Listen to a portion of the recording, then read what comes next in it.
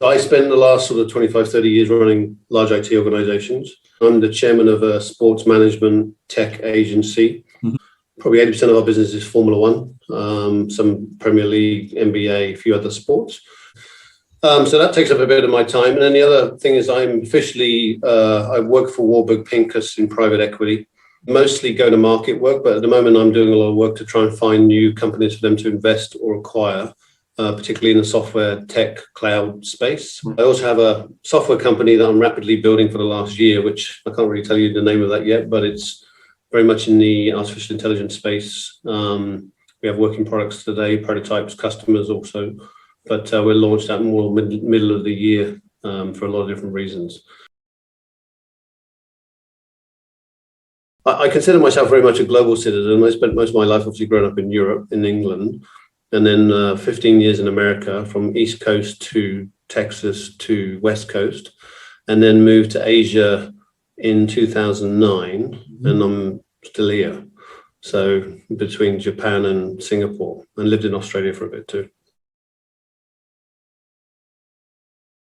Before that, I spent 30 years really almost in information technology.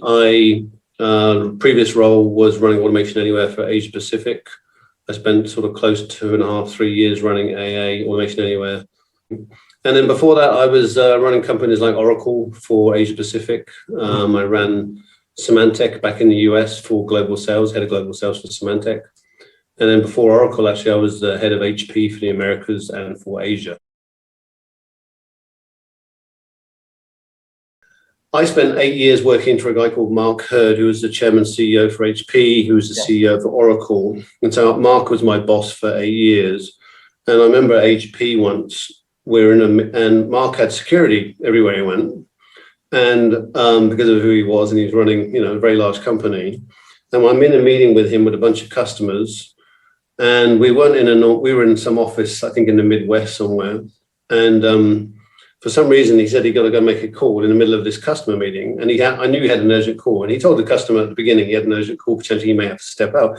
He steps out, and the security is supposed to be like outside the door. Well, they weren't outside the door. And I didn't know that. And then the meeting was over. I came out, and the security guys are looking for Mark. Well, where's Mark? And I said, well, it wasn't my job to watch it. It must have been your job. And I think for about an hour and a half, we'd lost the CEO of the company and nobody could find him.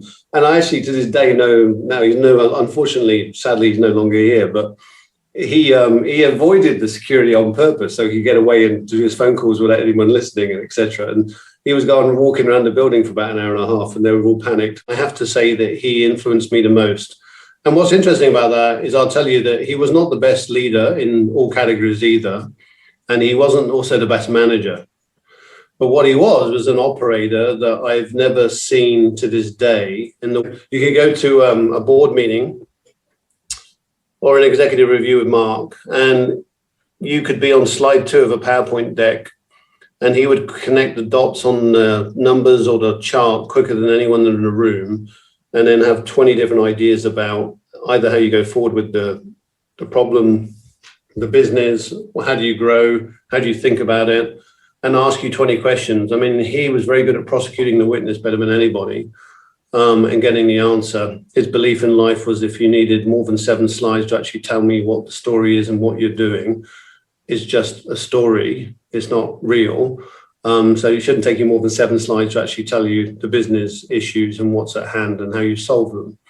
And I think I learned more from him than any other manager, supervisor, if you want to call it that I've ever worked for. And he was one of a kind, actually. Everybody that worked with him thought he was very tough, very difficult. But I think it was more of people didn't understand him. He was an incredible leader in his own right, in the way he thought about business. And I think one of the best leaders of our time, actually, from a business perspective. And I stand by that. I mean, we've got icons in information technology, from the Steve Jobs of the world to the Bill Gates of the world, that are pioneers in technology, like Larry Ellison for Oracle too. But I do think that Mark was probably a pioneer from how you run a business and operate a business better than anyone I've ever seen. Technology fascinates me.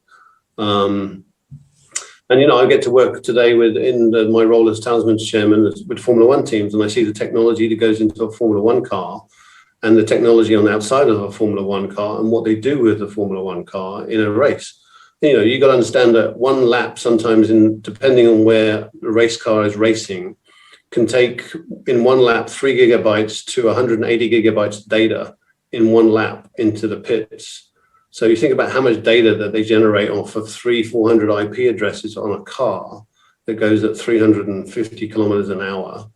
And it's just generating so much data as they go around the track. And they're looking at all of that data real time and deciding what to do with the driver, the car, and everything else. And so it's not just technology that we live by smartphones, it's technology in sport, it's analytics that coaches are looking at, whether they're playing in the English Premier League. Manchester City's hired an astrophysics leader now to analyze the football teams. They're looking at human performance in sports, not just team performance. So they have biometric devices on lots of athletes to test whether their brain capacity is different than the other driver's brain capacity, and do they think about things differently. And so I think technology in everywhere we look is changing the way we do things. And it's not just in what we as humans use in our daily work lives. It's in sports, it's in medical, it's in everything. Look at augmented reality today with doctors use that to do practicing on heart transplants and other things, right? They use AI and AR to go do that today to test out different ways of doing surgery on the body, for example.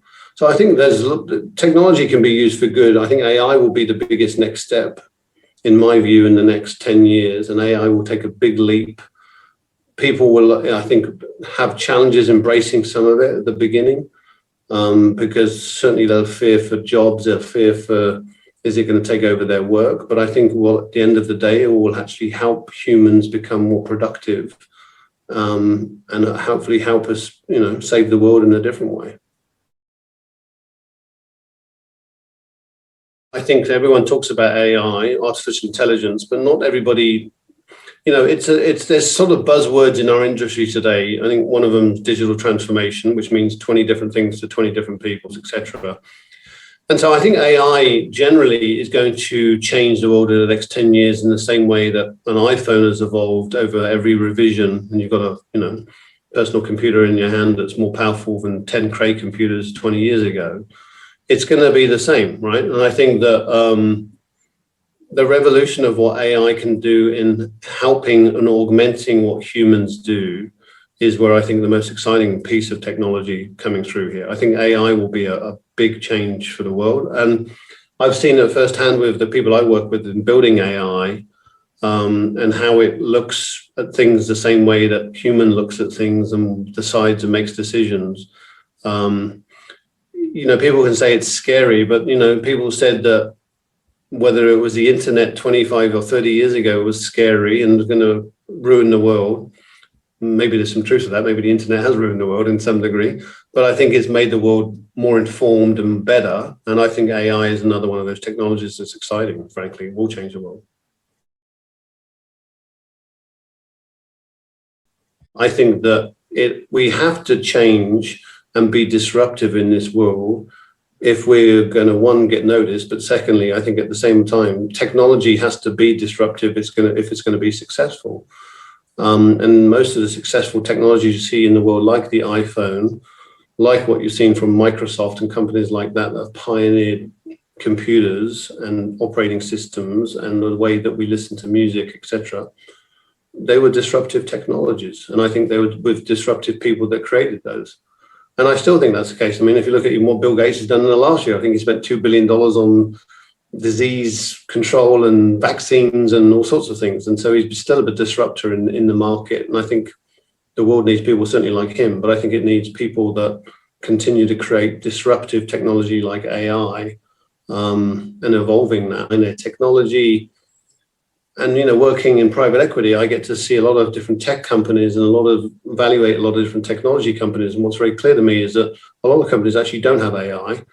A lot of companies are using AI as an excuse to pump up valuation. But reality is you're going to have companies that are really developing ground up AI technology versus using somebody else's AI. So I think it is a disruptive technology, but I do think that the next 10 years we're going to see a huge shift in AI in the way that we work with even existing technology. And I mean that by smartphone. When Apple comes out with Apple Glass and you can see all of the functions of your phone through your eyes every day, it's going to be using AI technology. It has to. And so it's still going to use, it's not just about IoT devices, it's about how does AI become proliferated in our everyday life. That's what I think will happen. I think the problem is a lot of people today don't even realize they have AI-enabled technology and they're using it in everyday life. I think RPA has a role. I think robot process automation, when you look at it, it maps what humans do from a keystroke perspective, whether you move your mouse here, you don't do a bunch of stuff with Excel or emails, you make some different things on your computer from a task perspective. I think RPA is frankly overhyped. In my view, the technology is not that revolutionary. If we go back to the comment around AI, I think that's a revolutionary technology.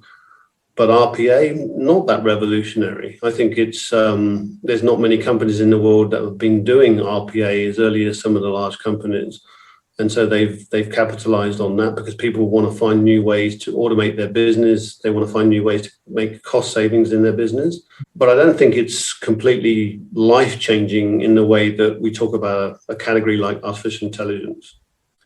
It would be interesting to see how the next 5-10 years shapes with RPA. I think AI will overtake what RPA does today. That's my view. And I think RPA becomes more, automation becomes more artificial intelligence focused versus with looking at the way they map processes with human keystrokes today. I think that way of the world will change and how you map skills and what people do to create digital workers, if you want to call it that. AI is the most disruptive technology since we saw the emergence of the smartphone, in my view. I think it really is. And I think smartphones disrupted every way that we worked with the internet, with everything else. I mean, everyone can say it's probably more disruptive than what the internet started with, but the smartphone encompassed the internet and data and everything else to go with it. So I think it's more disruptive than that technology, and I think it will actually be bigger than that.